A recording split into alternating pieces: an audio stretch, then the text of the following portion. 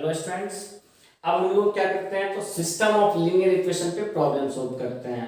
तो जैसा कि आपको अभी जस्ट फर्स्ट पार्ट में सिस्टम ऑफ लीनियर इक्वेशन से रिलेटेड जितने भी कंसेप्ट थे, जितने भी थ्योरी थे, वो टोटल करवा दिया गया है। अब उससे रिलेटेड पहला प्रॉब्लम क्या कह रहा है, solve the system of equation, यानी कि आपको सिस्टम ऑफ इक्वेशन को सोल्व करना। और यहाँ पे आपको 3 इक्वेशन यानी कि 3 लीनियर इक्वेशन 3 अननोन के साथ गिवन है। और वो कह रहा है with the help of matrix inversion. इसका मतलब ये हो गया कि मैट्रिक्स मेथड यूज करके आपसे यहाँ पे लीनियर इक्वेशन को सोल्व करने के लिए बोला जा रहा है। तो इस क्वेश्चन को सोल्व करने के लिए जो तरीका होगा, तो शुरुआत हम लोग इस तरीके से करेंगे कि सबसे पहला चीज जो गिवन इक्वेशन है, तो given system of linear equation, ये जो आपका सिस्टम ऑफ लीनियर इक्वेशन दे रखा है उसको मैट्रिक्स में अरेंज कर दिए। तो पहला लीनियर इक्वेशन है क्या चीज, तो x plus 2y plus 3z। दूसरा लीनियर इक्वेशन है आपको 2x plus 3y plus 2z। और तीसरा लीनियर इक्वेशन है आपको 3x plus 3y plus 4z। ये तो आपका हो गया इक्वेशन, और ये आपको इक्वल है किसके, तो फर्स्ट लीनियर इक्वेशन 1 के, सेकंड लीनियर इक्वेशन 2 के, और थर्ड लीनियर इक्वेशन 1 के।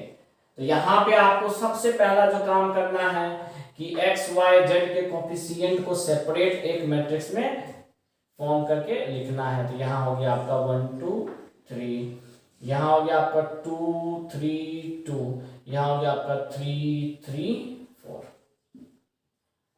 यहां आप x y z जो कि आपका अननोन है वो रखिएगा। ये हो गया आपका 1 2 1। अब जैसा कि बच्चे हम जान रहे हैं, ये आपका हो गया a, इसको हम लोग एज्यूम कर लेते हैं, मान लेते हैं a। ये आपका हो गया x और ये आपका हो गया b, यानी कि यहाँ पे आप लिख भी सकते हैं ये a, ये x और ये b।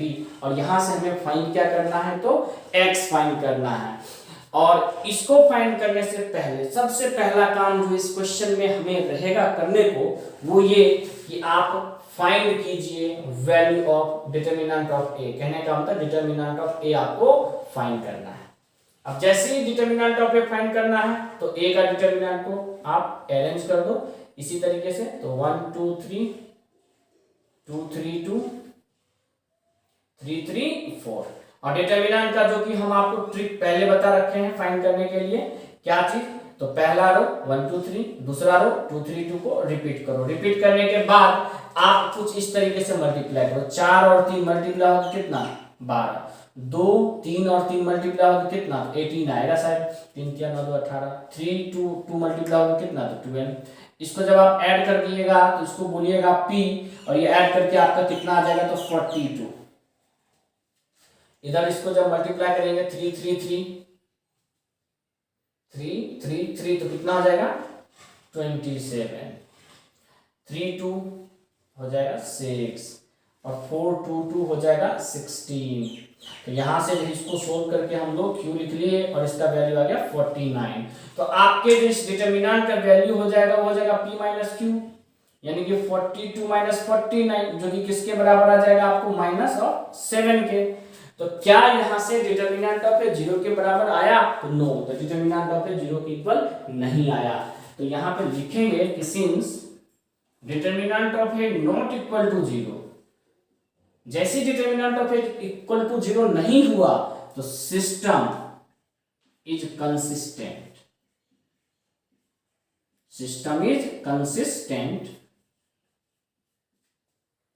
And has unique solution, यानी कि यहां से कंसिस्टेंट होगा, और कितने सॉल्यूशन आएंगे, तो एकमात्र सॉल्यूशन आएंगे, एक ही सॉल्यूशन आएंगे।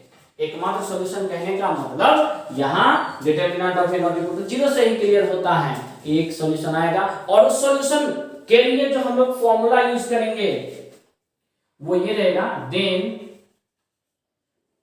For finding x use x बराबर a इनवर्स b।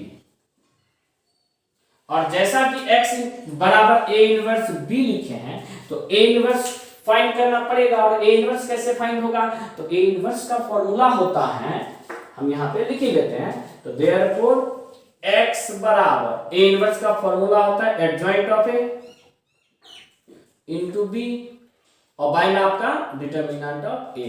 तो ये हमारा सॉल्यूशन निकलने का तरीका होगा। x को फाइंड करने का यही हम फॉर्मूला यूज करेंगे, लेकिन उससे भी पहले हमें यहाँ पे एडजॉइंट ए फाइंड करना पड़ेगा।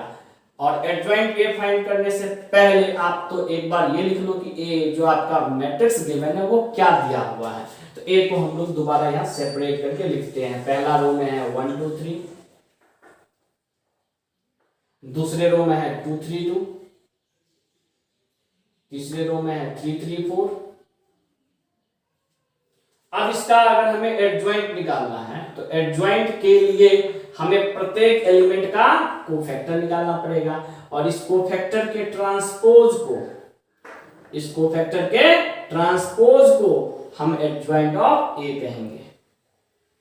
अब ट्रांसपोज निकालने के लिए आपको हम प्रीवियस लेक्चर में बता चुके हैं, फिर भी हम एक आध और यहाँ पे बताते हैं। जैसे मान लीजिए C11, तो C11 का मतलब हो गया कोफैक्टर ऑफ किसका कोफैक्टर, तो पहले रो के पहले एलिमेंट का। पहले रो का पहला एलिमेंट क्या है, तो 1, यानी 1 का कोफैक्टर। 1 का कोफैक्टर का मतलब ये हो गया कि 1 जिस रो और कॉलम में उसको रिमूव करो, तो रिमूव हो गया। जो बच गया उसका डिटर्मिनेंट क्या बच गया, तो 3 2 3 4। इसमें एक और चीज आपको ध्यान देने वाली बात यह है कि अगर एक और एक को जोड़ के इवन आया, इवन यानी कि सम संख्या, तो यहां साइन पॉजिटिव रहेगा। और अगर यही जोड़ के ऑड आता यानी विषम संख्या, तो यहाँ पे साइन क्या हो जाएगा, नेगेटिव। अब इसको मल्टीप्लाई करो इधर, तो 4 और 3 मल्टीप्लाई हो गया कितना, 12। फिर बीच में माइनस और 3 और 2 मल्टीप्लाई हो गया कितना, 6। 12 में से 6 चला गया तो 6। जिस प्रकार से हम C11 निकाले उसी प्रकार से C12 भी फाइंड कर देते हैं। C12 का मतलब हो गया कोफैक्टर ऑफ पहले रो के दूसरे एलिमेंट का, जो कि कितना है, तो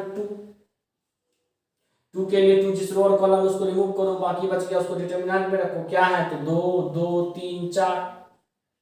और फिर से वही चीज 1 और 2 को जोड़ के कितना, तो 3, यानी विषम यानी कि ऑड रहता है। तो यहाँ साइन क्या हो जाता है, माइनस, यानी कि ये हो गया आपका -8 -6, यानी कि आपका वैल्यू क्या हो गया, तो -2।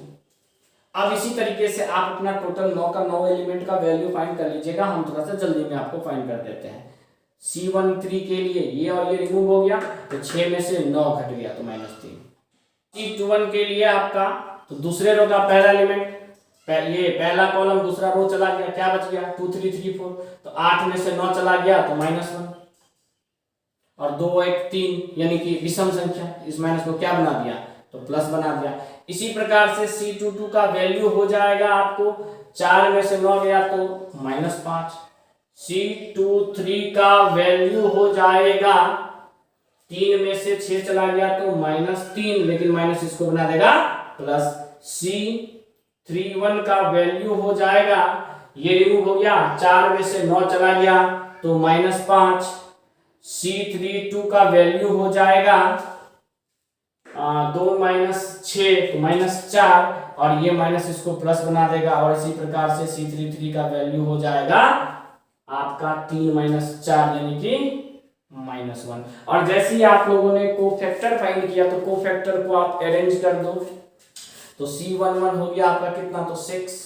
फिर ये हो गया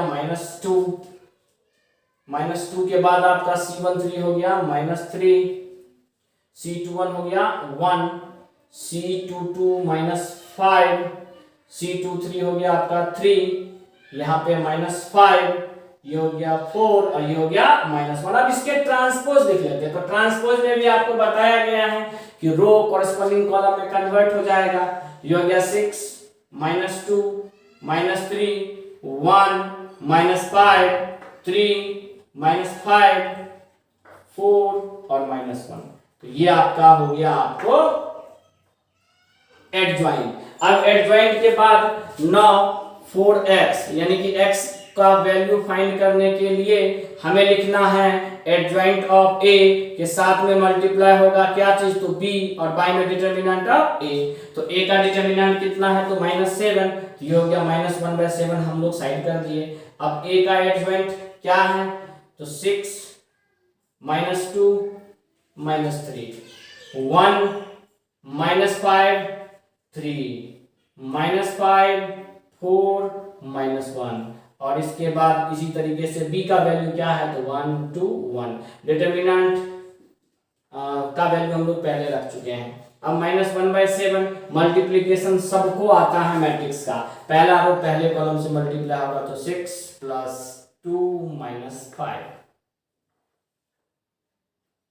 दूसरा रो तो -2 - 10 + 4, और तीसरा रो तो -3 + 6 - 1, यानी कि -1/7, और यहाँ सोल्व करके आपका कितना आ गया तो 6 2 8 में से 5 गया 3, 10 2 12 में से 4 तो -8, और यहाँ 2, और -1/7 से मल्टीप्लाई होने के बाद चलिए इसको आगे लिख लेते हैं। अब यहाँ से x कहने का मतलब x भी तो आपका क्या है तो x/z, और यहाँ पे आपका वैल्यू क्या आ गया तो वैल्यू आ गया आपको मल्टीप्लाई करने के बाद -3/7, 8/7 और -2/7। तो इस प्रकार से ये आपका वैल्यू हो गया x बराबर -3/7, y बराबर 8/7, z बराबर -2/7। और जब कभी भी सिस्टम ऑफ लीनियर इक्वेशन आपको फाइंड करने को बोला जाएगा तो यही तरीका हम अपनाएंगे, और तरीका क्या होगा तो सबसे पहले डिटर्मिनेंट ऑफ a फाइंड करेंगे। अगर determinant of a not equal to 0 तो यूनिक सॉल्यूशन, कंसिस्टेंट सॉल्यूशन। तरीका फॉर्मूला x बराबर adjoint of a into b upon determinant of a। Adjoint a find किए, डिटर्मिनेंट ऑफ b से multiply किए, -1/7 से गुना करते जो कि डिटर्मिनेंट का वैल्यू है, और जो रेस्ट बच गया वही हमारा आंसर।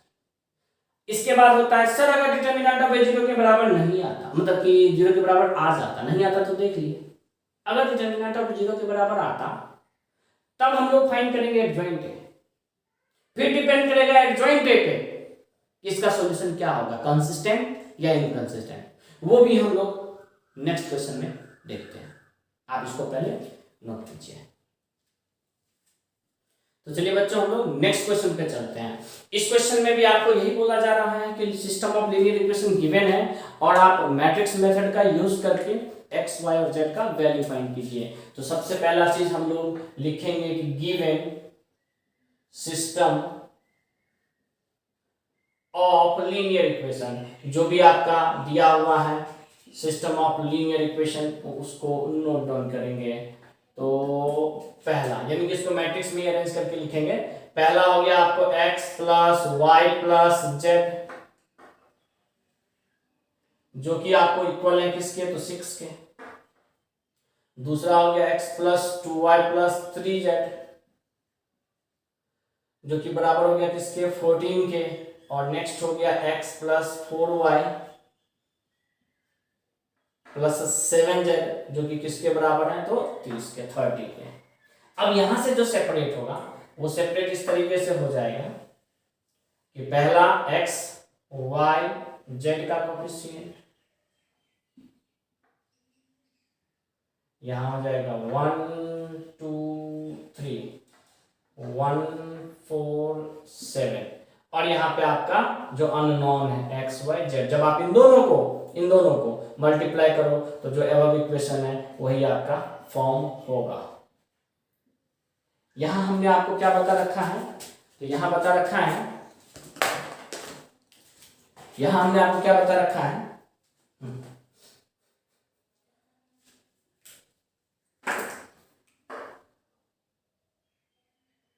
हाँ, इसके बाद आप लोग क्या कीजिएगा, इसको हम लोग एज्यूम कर लेंगे a, ये हो गया हमारा x, ये हो गया हमारा b। और जैसे ही इसको एज्यूम किए सबसे पहला काम जो कि आपको बताया गया है कि क्या फाइंड कीजिएगा तो डिटर्मिनेंट ऑफ a, तो a का डिटर्मिनेंट फाइंड कीजिए। a का डिटर्मिनेंट के लिए आपको 1 1 1 पहला रो में 1 2 3 1 4 7, पहला रो को दूसरा रो को हम लोग क्या करेंगे तो रिपीट करके लिखेंगे। रिपीट करने के बाद इसको मल्टीप्लाई कीजिए।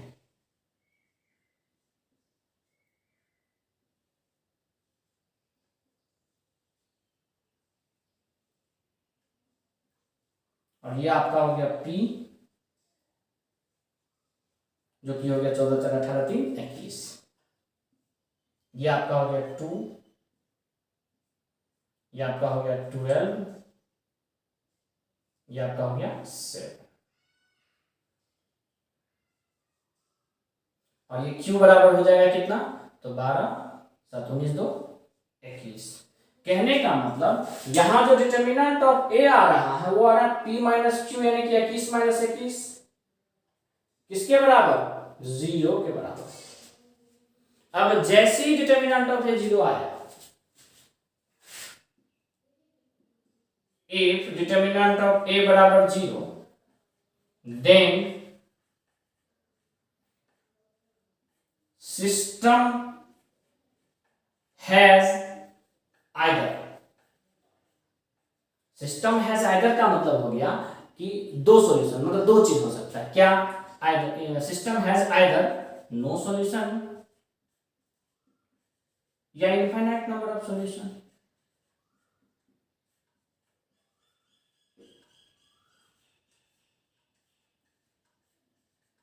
यानी कि यहां से आपको सिस्टम में इनफाइनाइट सॉल्यूशन भी हो सकता है और नो सॉल्यूशन भी हो सकता है। अब टोटल का टोटल चीज किस पे डिपेंड करेगा,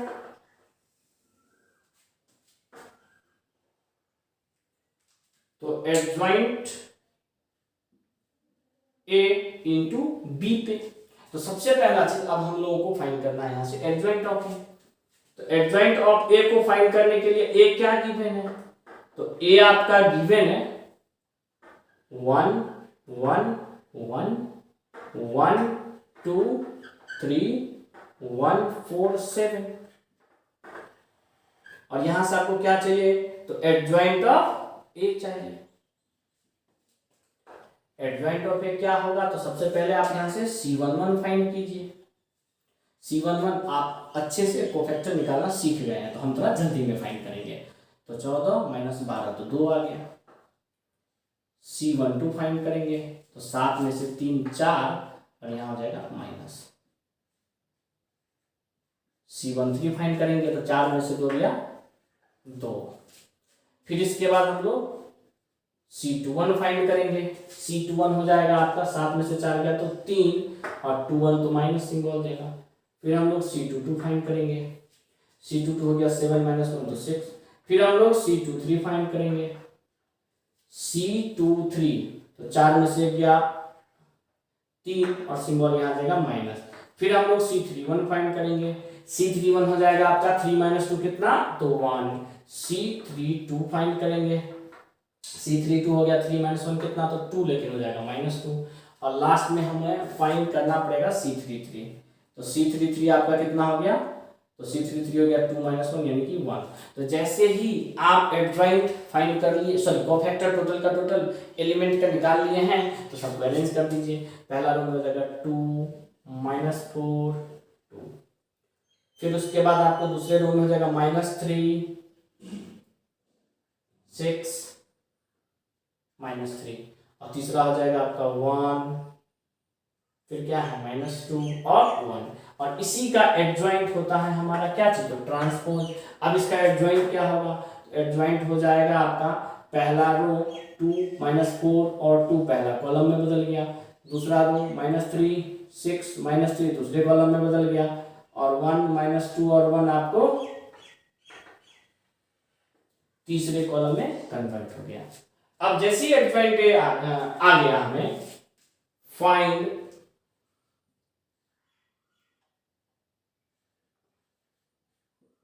adjoint of A into B.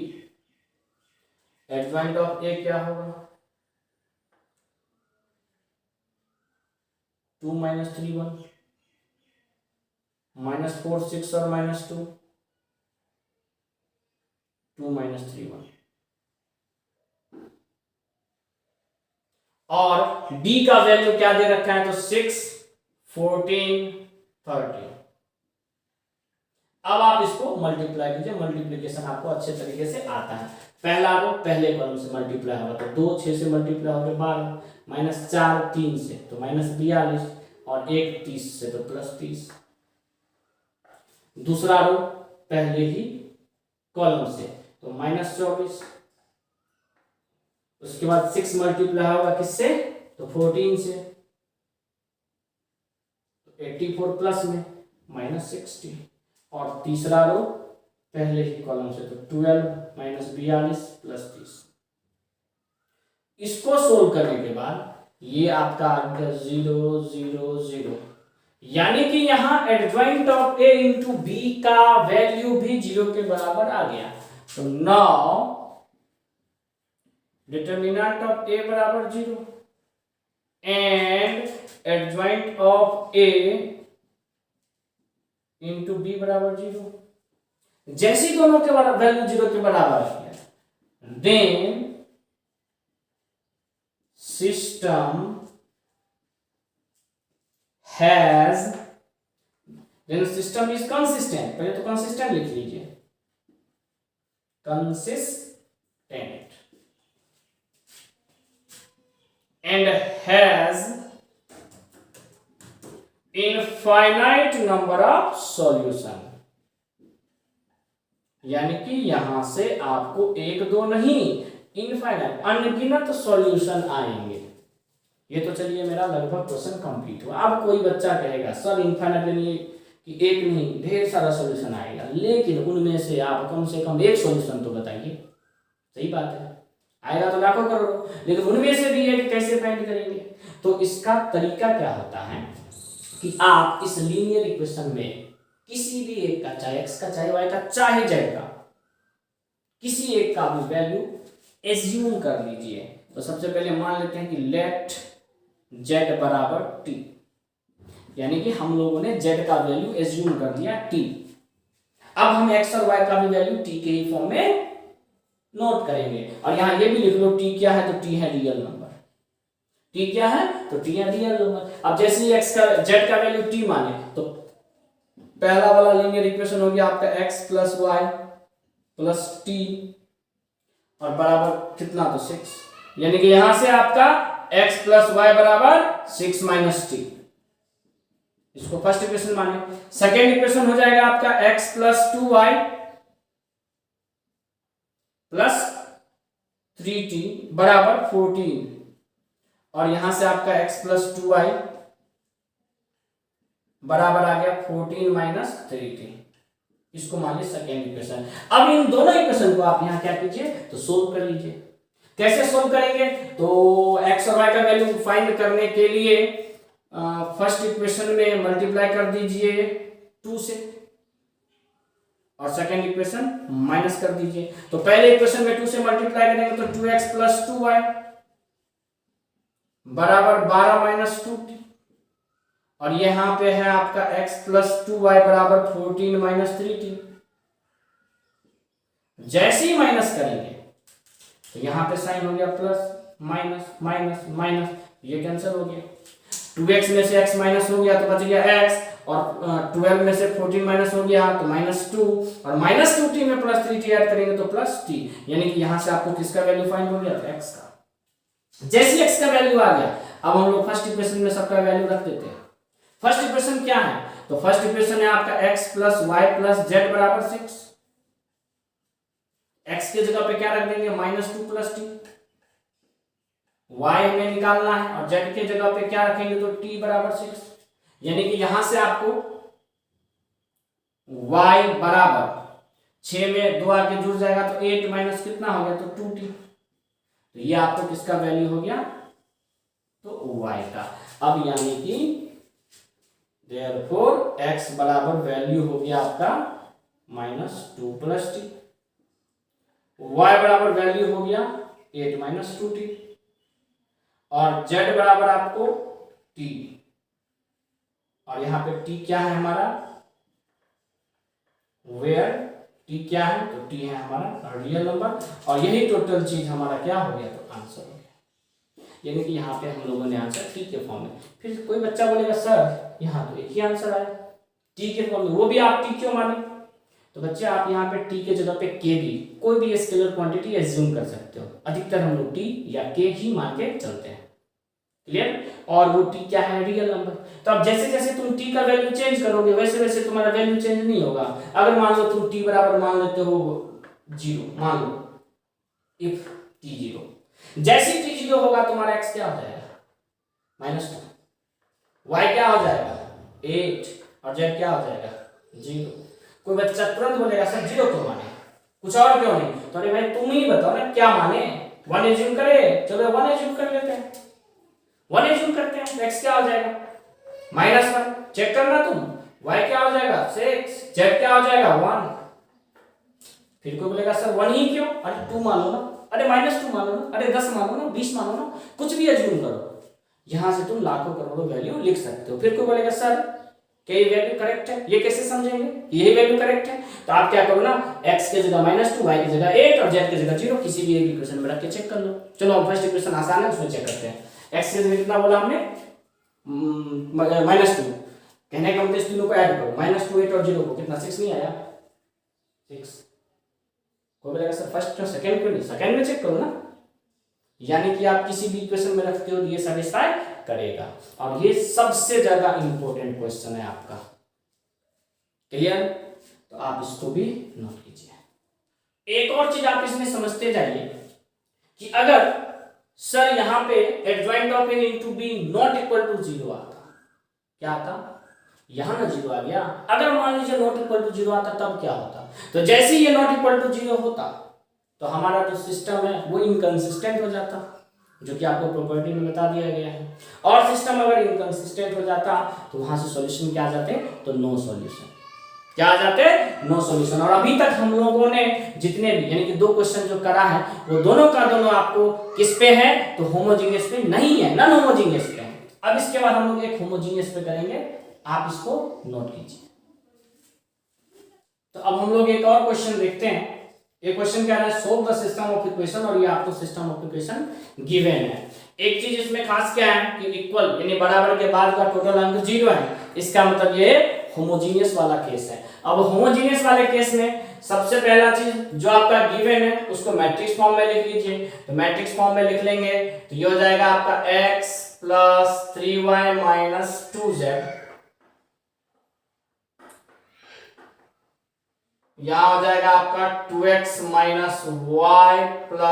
4z, यहां आ जाएगा x - 11y + 14z, यहां 0 0 0। डिटर्मिनेंट निकालेंगे लेकिन पहले उससे भी पहले ये कंसेप्ट कि आप यहां से x y z का कोएफिशिएंट अलग कीजिए, 2 - 1 4 1 - 1 14, और यहां हो गया आपका x y और z।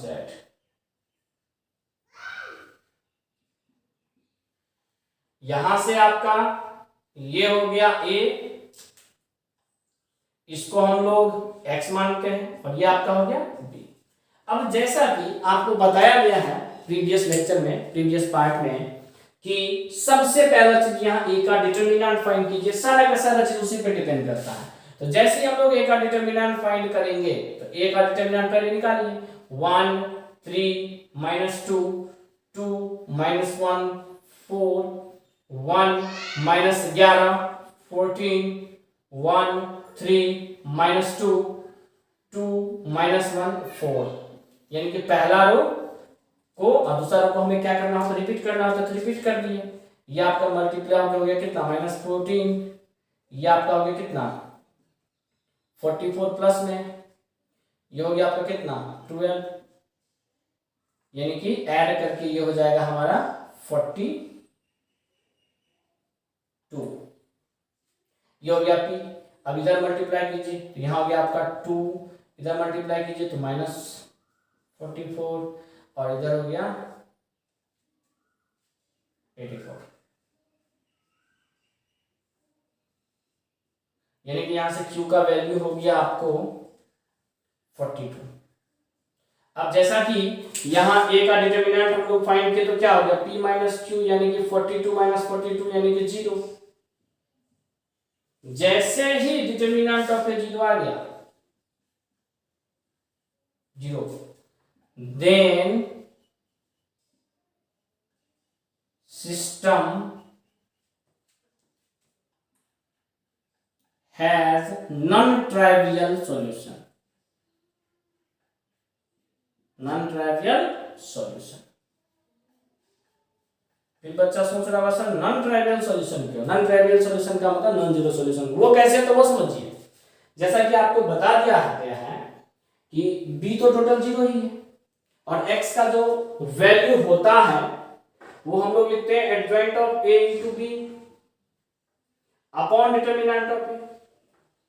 इसका मतलब ऊपर वाला पार्ट तो ऑलरेडी जीरो है, एडजॉइंट है, जब b से मल्टीप्लाई होगा तो जीरो ही होगा, और डिटर्मिनेंट ऑफ a भी यहाँ जीरो आ गया, तो जीरो बाय जीरो केस से आपको लाखों इनफाइनाइट नंबर ऑफ सॉल्यूशन आएंगे, नहीं आएंगे? और इनफाइनाइट कहने का मतलब यहाँ से सिस्टम आपका नॉन ट्राइवियल हो गया, नॉन जीरो सॉल्यूशन का। एंड इसी में आगे भी लिख लीजिए and infinite number of solution, and infinite number of solution. अब सवाल उठता है कि सर सॉल्यूशन तो इनफाइनाइट है, तो कम से कम एक भी बताइए। तो एक भी बताने के लिए आपको यहाँ पे अच्छे से समझा दिया गया है कि किसी एक को भी, चाहे x को, चाहे y को, चाहे z को, आप कुछ एज्यूम कर लीजिए। तो लेट यहाँ पे हम लोग x को एज्यूम कर लेते हैं। क्या एज्यूम कर लेते हैं? तो k क्या है? तो स्केलर, या फिर इसको आप आर्बिट्री कांस्टेंट भी कह सकते हो। तो x माने k क्या है? तो रियल। अब देखिए आपका इक्वेशन क्या हो गया। तो पहला इक्वेशन हो गया आपका k plus 3y minus 2z बराबर 0। यहां से ये हो गया आपका 3y minus 2z equal to minus k, मान लो फर्स्ट इक्वेशन। सेकेंड इक्वेशन हो जाएगा आपका 2k minus y plus 4z बराबर 0। यहां से ये हो गया माइनस y प्लस 4z बराबर माइनस 2k। इसको मान ले सेकेंड इक्वेशन। फर्स्ट और सेकेंड को सोल्व करते हैं। पहले इक्वेशन में 2 से मल्टीप्लाई कर दो और सेकेंड इक्वेशन उसमें ऐड कर दो। तो पहले इक्वेशन में 2 से मल्टीप्लाई करने पर 6y माइनस 4z बराबर माइनस 2k, और सेकेंड इक्वेशन लिख दो वैसे ही। तो माइनस y प्लस 4z बराबर माइनस 2k। यहाँ ऐड करने के बाद ये कैंसिल हो गया, तो बच गया आपका कितना? तो 5y बराबर माइनस 4k, यानी कि y का वैल्यू यहाँ से कितना आ गया? तो माइनस 4k बाय 5। और जैसे ही y का वैल्यू मिल गया, कि x का वैल्यू हम लोग एज्यूम कर ही चुके हैं, तो फर्स्ट इक्वेशन में रख के हम लोग z का भी वैल्यू फाइंड कर लेंगे। पहला इक्वेशन दे रखा है x plus 3y minus 2z बराबर 0। इसका मतलब 2z बराबर यहाँ से हो जाएगा x प्लस 3y। इसका मतलब 2z बराबर x कितना है? तो k है, और 3y, तो y कितना है? तो y है आपको माइनस 4k बाय 5। सोल्व कर लीजिए तो हो जाएगा 5k, यहां हो जाएगा माइनस 12k, यानी कि माइनस 7k बाय 5। इस प्रकार से आपका x का वैल्यू आ गया k, y का वैल्यू आ गया कितना? माइनस 4k बाय 5, और एंड z का वैल्यू कितना आ गया? Minus 7k by 5। आप चाहें तो यहाँ बाएं में से 5 हटा भी सकते हैं, यानी कि 5 से मल्टीप्लाई कर देंगे तो आपका यही सॉल्यूशन क्या हो जाएगा? x हो जाएगा आपका 5k, y हो जाएगा आपका माइनस 4k, और z हो जाएगा आपका माइनस 7k। तो या तो आप इसको सॉल्यूशन बोलिए, चाहे आप इसको सॉल्यूशन बोलिए, दोनों ही सॉल्यूशन लिखेंगे कोई फर्क नहीं पड़ेगा। फिर कोई बोलेगा सर ये की सॉल्यूशन, यहाँ तो आप इनफाइनाइट, तो बाबू आप वैल्यू पुट करते जाओ, k के सेटअप पे 0 1 2 3 4 5 कुछ भी पुट करोगे, कुछ भी पुट करने पे आपका जो वैल्यू आएगा वही इसका क्या हो जाएगा? सॉल्यूशन। तो अगर मान लीजिए एक और इसमें कंसेप्ट आ जाता है कि सर अगर डिटरमिनेंट में 0 नहीं आता, तो अगर डिटरमिनेंट में 0 नहीं आता तो सिस्टम हो जाता ट्राइवियल सॉल्यूशन। ट्राइवियल मतलब जीरो सॉल्यूशन, वहां यूनिक सॉल्यूशन हो जाता, सिर्फ एक ही सॉल्यूशन होता। कौन सा वाला? तो सिर्फ और सिर्फ 0। फिर कोई पूछता सर ये कैसे? तो भाई देखो, ऊपर जब 0 के बराबर ना हो, सॉरी ऊपर जब 0 हो तो भी तो 0 ही रहेगा। अब बाई में 0 के बराबर नहीं हो तो 0 बट्टा न्यूमेरिकल वैल्यू तो 0, यानी कि x का सिर्फ एक ही सॉल्यूशन रहेगा। कौन सा? 0। जीरो सॉल्यूशन को हम लोग ट्राइवियल बोलते हैं और नॉन जीरो सॉल्यूशन को हम लोग नॉन ट्राइवियल बोलते हैं। तो इसी के साथ आपका जो मैट्रिक्स चैप्टर है वो अब कंप्लीट होता है। उम्मीद करते हैं मैट्रिक्स आपको बहुत ही ज्यादा अच्छे तरीके से समझ में आया होगा। और अगर मैट्रिक्स आपको अच्छे लगे तो आप अपने फ्रेंड सर्कल में जितने भी फ्रेंड हैं उनसे शेयर कीजिए, उनको बताइए कि मैट्रिक्स हम पढ़ चुके हैं, आपको भी पढ़ना है तो प्रगति मैथमेटिक्स यूट्यूब चैनल पे जाके सब्सक्राइब करो और A to Z जो कंप्लीट लेक्चर है वो दिया हुआ है, तो आप उन बच्चे को बोल भी सकते हैं। और अगर वीडियो अच्छा लगा हो तो लाइक सब्सक्राइब और कमेंट करना ना भूलें। इसके बाद हम लोग नए दिन आते हैं नए टॉपिक के साथ। Thank you.